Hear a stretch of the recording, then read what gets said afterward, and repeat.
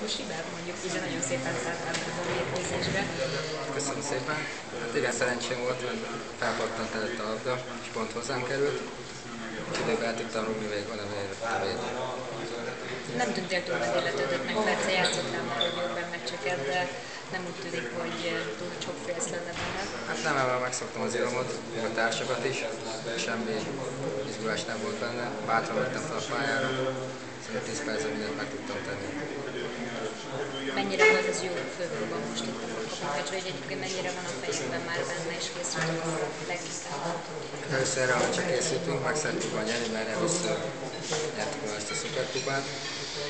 Most figyelünk, és tovább készülünk a Maccabi elleni BL meccsre. Hogy mire van még idő? Hát a taktikát átvenni. Ilyen.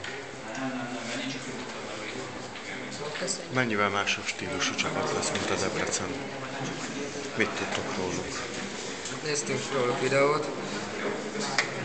Szerintem játékban jobbak lesznek, mert agresszívak szerintem. És fizikálisan milyen játékosoknak láttátok őket? Magasak, erősek, gyorsak, kontrugásokra építenek?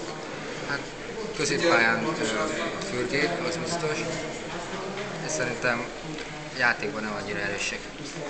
Melyik lehet az az elem, amivel föléig tudtok nőni?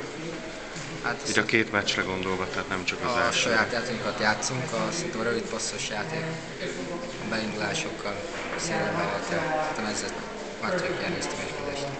Legyen így, köszönöm. Visszatérve még a mai meccsre, mennyire számítottál arra, hogy szerepet kapsz, készültél arra, hogy beállsz? Volt-e erről szó egyáltalán? Nem szóltak.